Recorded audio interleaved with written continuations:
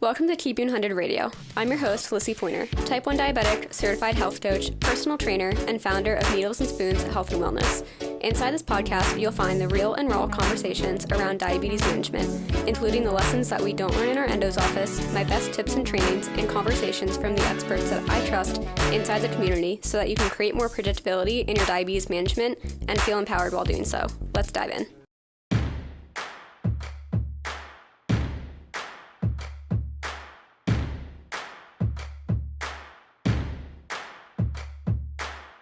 I love using SkinGrip because honestly it's the only patch company that I found that actually keeps my devices on while I'm doing things that I love, like weightlifting, running with my dogs, being really active and doing the things that I didn't think I could do before with diabetes.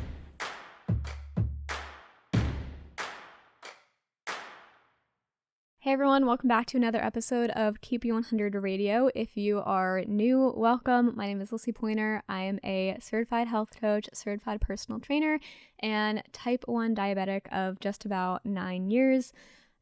On the date of this release of this episode, we should be about 2 weeks away from my 9-year anniversary with diabetes, which is just, it doesn't get not weirder to say.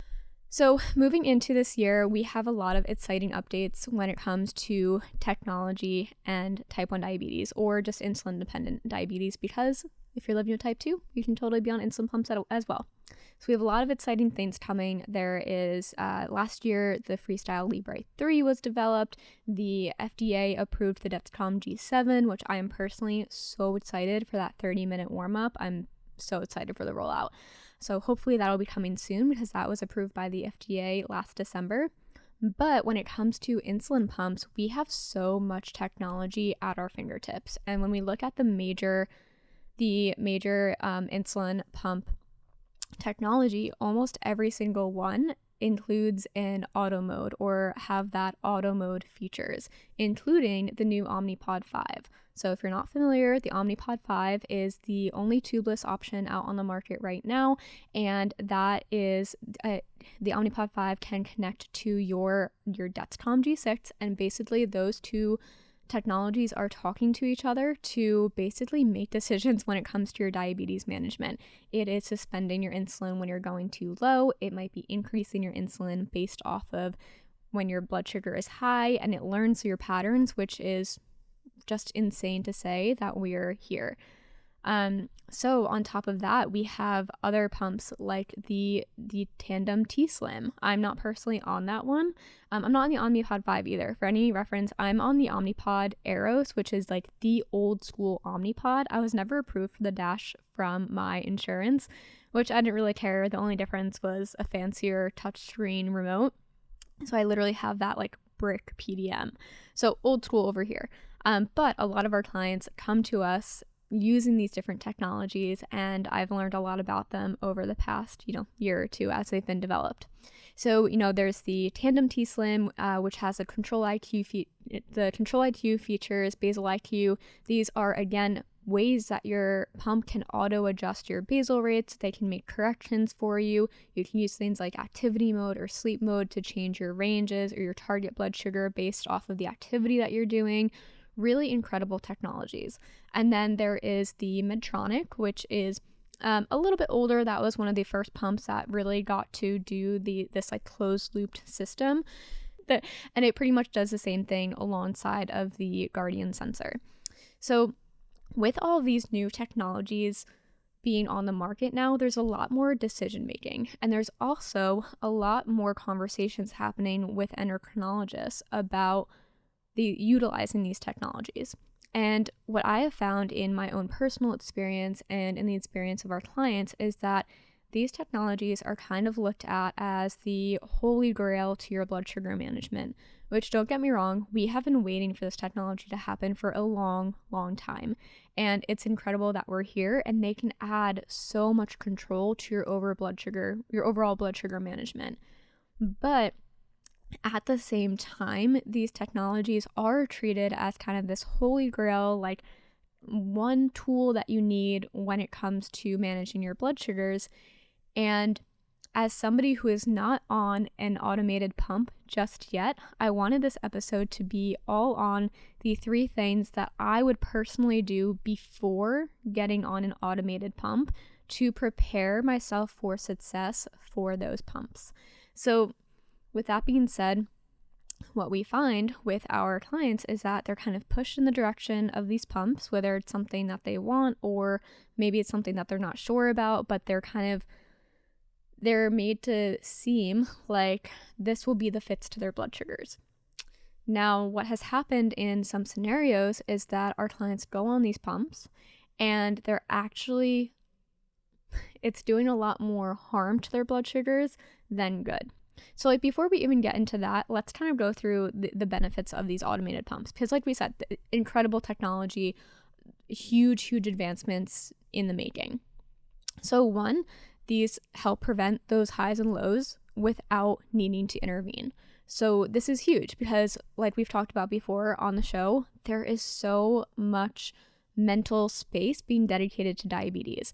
We are constantly thinking about the numbers. So to have a piece of technology where your insulin pump is talking to your CGM and you not having to do anything, that's incredible. So it can give people a lot more peace of mind. It can give people a lot more mental space that doesn't have to be dedicated to diabetes. Number 2, it gives a more hands-off approach to management. So again, like when we're sleeping, it's automatically correcting some of your low blood sugars. It might be correcting high blood sugars. And that in itself, if we can get more sleep, yes, please. And number 3, they can help prevent highs and lows during activity.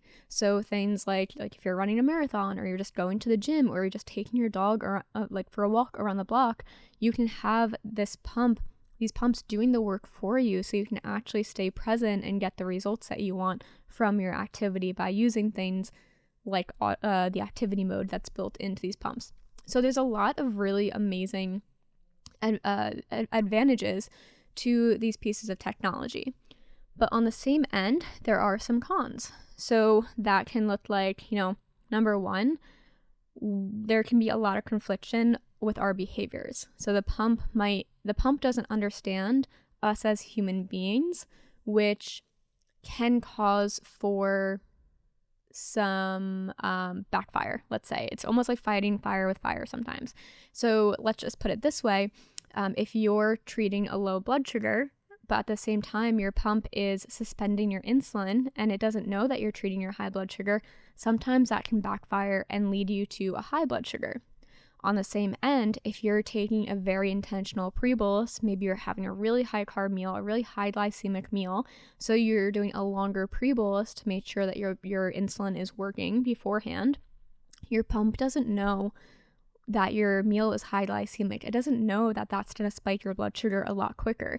So we've seen incidents from our clients that are intentionally taking longer pre-boluses, and as their blood sugar is dropping, it's not in an unsafe range or anything, but the pump sees the arrow down and it sees that they're dropping, so it's suspending their basal or canceling another portion of their bolus, and that's leading them to a high blood sugar post-meal. So the technology, while it's great and it has these features that are like these safety nets, which is amazing, it can also contradict the behaviors and habits that we have in place. For someone like me, I'm really hands-on in my management, so there's parts of these technologies that I really like. I think that I'll like being able to go to sleep and not having to think about waking up to an alarm. But I also don't really love the idea that I don't love the idea that the pump might be doing things in the background that I'm not consciously aware of. So with that, the algorithm just isn't really aware of your real life behavior. Number 2, with the hands-off approach to management, we may be unaware of true patterns that we're experiencing or that are happening. So for example, if the pump is if we're having a meal and the pump is constantly correcting us after that meal, we might miss out that our carb ratios are actually off. So those are just some things that as somebody who's very hands-on in their management, I'm I'm pretty type A, I'm a Virgo. Those are things that I'm paying attention to when looking at my decision to go on these pumps.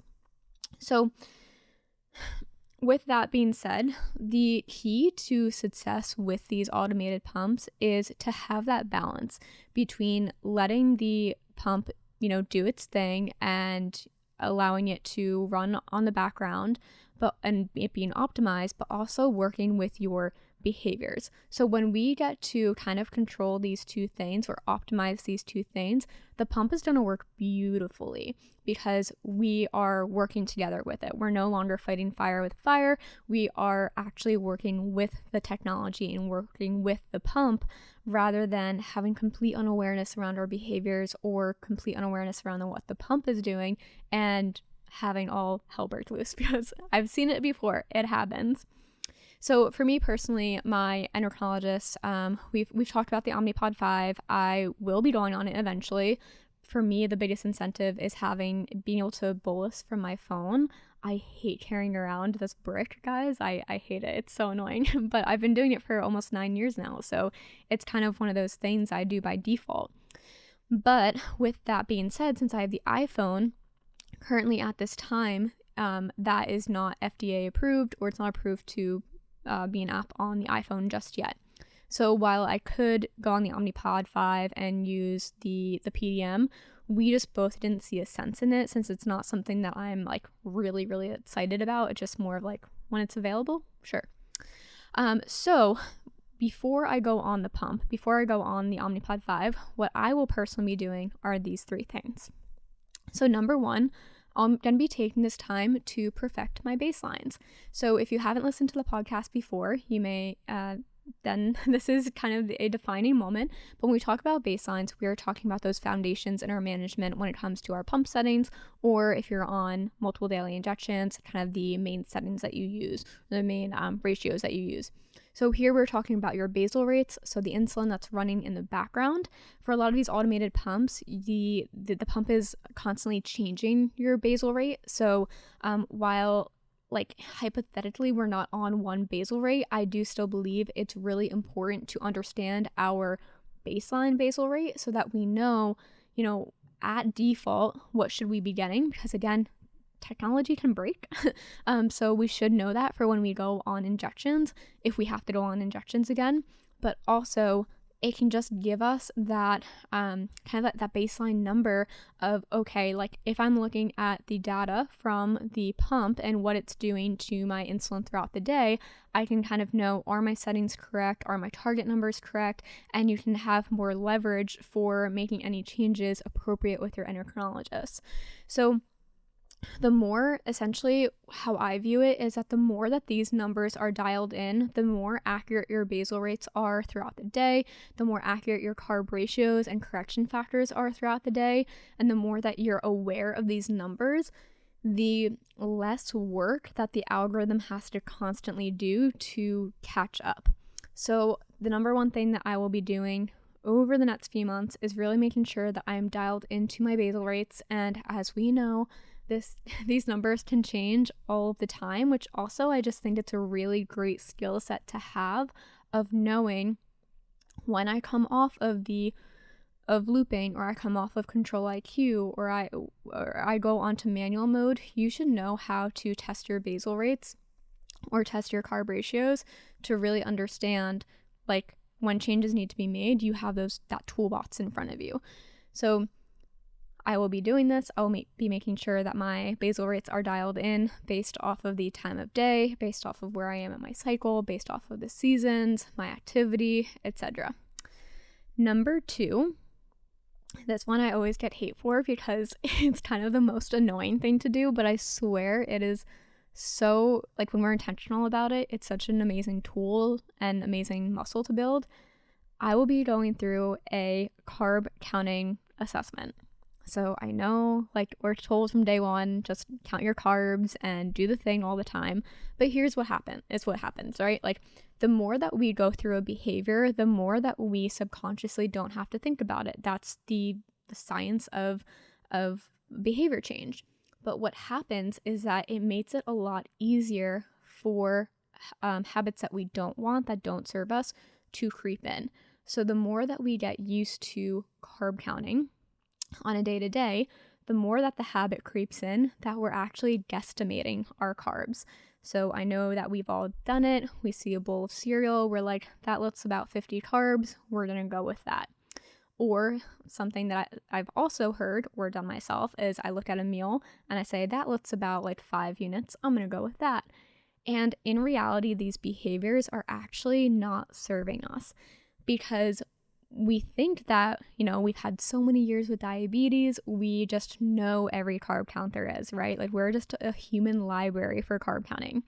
But in reality, this is almost like a muscle. If we're not using it periodically, we're not using the skill set and using the right toolbox, we're not growing the right muscle, that muscle's going to get weaker.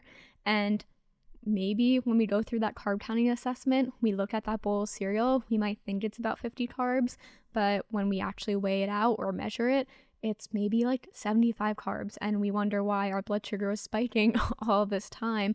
But we kind of had that default defense of like, diabetes is just doing its thing, which I've been there before too. So the systems can work to your advantage, but we also have to have that skill set, and we have to make sure that that skill set is actively practiced. So I like to just kind of periodically, I'm not weighing every single meal that I have. I'm not using a food scale for every single night at dinner. I'm not like using MyFitnessPal every single day. But it is a really good practice to, maybe once a quarter or every few months, kind of take some time, use apps like MyFitnessPal, or if that's not your jam, just take out your measuring cups or your food scale and just go through an assessment for 1 week, just 1 week, whether it's breakfast or lunch or dinner, one meal a day. Just get used to like weighing that out or measuring that out and just see, okay, if I were to estimate this based off of my previous experience, what would that number be? Okay, now I'm weighing it out or I'm measuring it. What actually is that number? Okay, how close are those numbers? I can almost guarantee you that the numbers are going to be pretty different just based off of like human experience, human perception, and going off of like anecdotal evidence sometimes. So go through a carb counting assessment. If you want to dial it a step further, I would make this more of like a macronutrient assessment. So this is where I'm looking at protein, fat, fiber, and carbs. So when we're doing this, we can actually get a bigger view of what's on our plate, and we can kind of use that to assess, okay, how are our boluses? What is our bolus strategy actually reflecting? So yeah, I highly recommend it. I think carb counting or macro counting, it can be such an incredible tool if we use it the right way. Obviously, you don't want to get obsessive over it. We don't want to have to feel like we have to plug in every single meal. But if we let it be a tool, we can really use it to our advantage. So, number 3, the last thing that I will do before going on an automated pump is assess my behaviors. So just like we said before, our behaviors can really contradict the pump's actions. So we want to be very mindful of what are current behaviors that we're doing before the pump steps in. So one thing that I will be kind of self-assessing is, number 1, what are the emotions driving my decisions? So we all have the tendency, I don't care who you are, if you're listening to this and you live with type 1 diabetes, even if you don't, we all have emotions that drive our decision making. We all have emotions that drive our actions. So one thing that I'm going to be very aware of is, what are the emotions that are coming up as I'm experiencing a high blood sugar? What's coming up as I'm experiencing an arrow up or an arrow down, or when I hear my alarm go off? Because chances are the emotion that pops up during this experience is probably not serving us.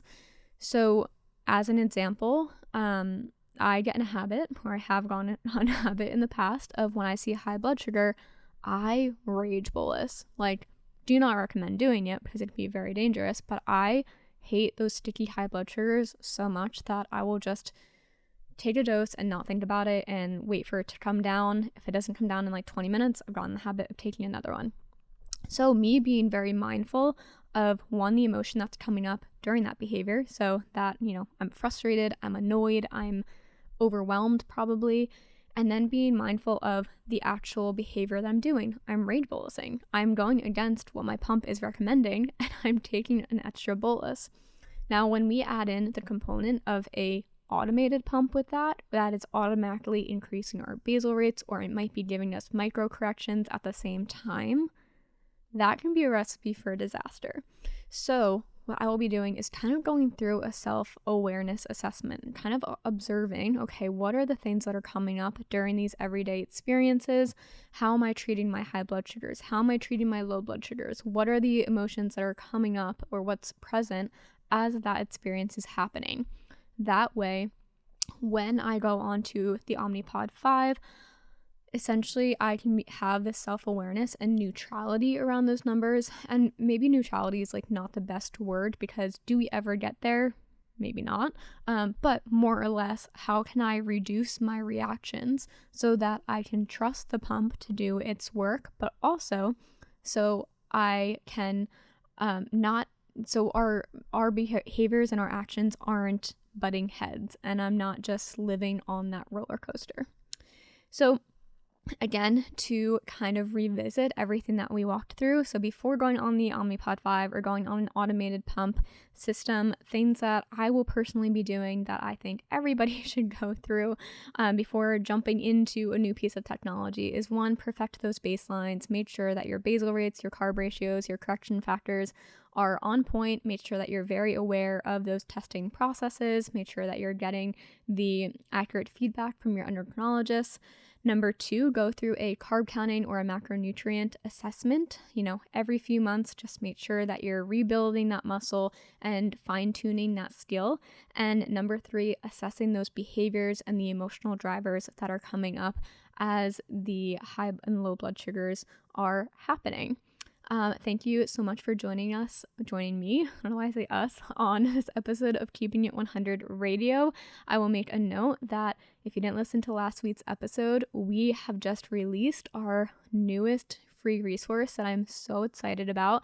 This is a free quiz that is going to tell you exactly what to focus on inside of your blood sugar management.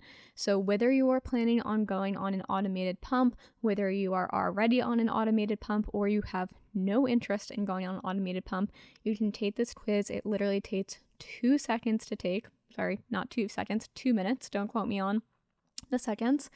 And it's going to break down exactly based on your goals, your situation, your experiences. It is going to tell you where to shift your focus in your blood sugar management so that you can have more predictability in your blood sugars and overall reach those goals without all of the noise and all of the things that we see online happening. So that will be in the link in my show notes. If you have any questions, just DM me on Instagram, send me a screenshot of your results, because I would love to hold you accountable. And yeah, thank you so much for joining us. See you next week.